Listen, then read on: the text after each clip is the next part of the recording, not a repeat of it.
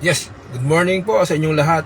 Nag-live po tayo ngayon dahil nga po dito po sa mga issue ng pananampalataya about po sa kaligtasan.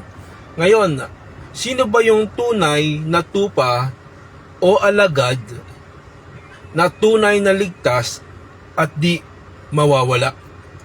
Kasi ito pong mga tunay na tupa, kilala po ito ni Kristo ayon po sa Juan 10:27. Na ang wika niya, nakikilala ko ang aking mga tupa. Ibig sabihin, kilala ng Panginoon yung kanyang mga tupa. At ang wika, sila ay nagsisisunod sa akin. Ibig sabihin, tunay na tupa o alagad ng Panginoon ay yung mga sumusunod sa kanya. Pero, tingnan po natin. Marami pong nagalat at mga naglipa na nagsasabi na ang kaligtasan daw ng mga tupa o tunay na alagad ng Panginoon ay mawawala. Yan po'y pawang kasinungalingan. At wala pong mababasa sa Biblia na ganyang testamento. No? Wala pong ganyang kasulatan na yung kanyang mga lingkod o alagad ay mawawala ang kaligtasan. At marami na po tayong napabuhal na ganyang mga aral.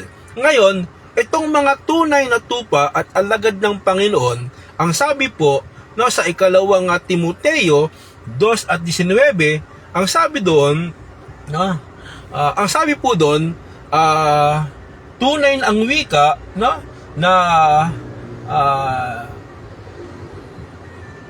nakikilala ng Panginoon at ang mga bagay na ito ay tunay na may tatak ito ng Diyos. Ano po yun? Yung tatak ng Diyos sa kanila na yung mga nakikilala ng Panginoon.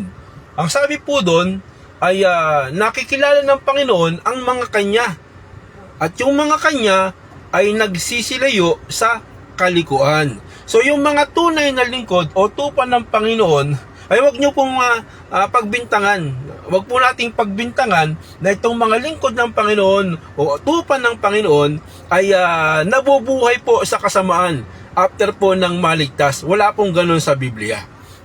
Wala pong pamumuhay ng kasamaan. Ang mga tupa ng Panginoon, yung mga tunay na lingkod at tunay na ligtas ng Panginoon.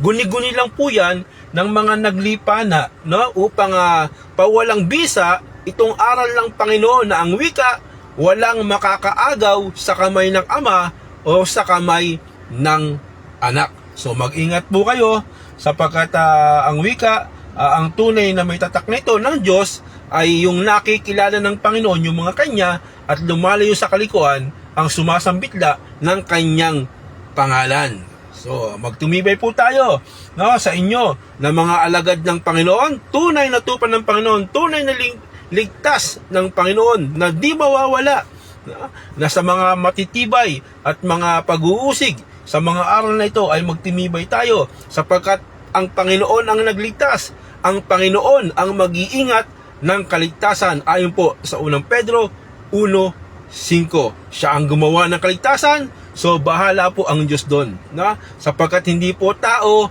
ang gumawa ng kaligtasan. Kaya kung ang Diyos ang gumawa ng kaligtasan, ito po ay walang pagkawala. So yan lang po. Shalom.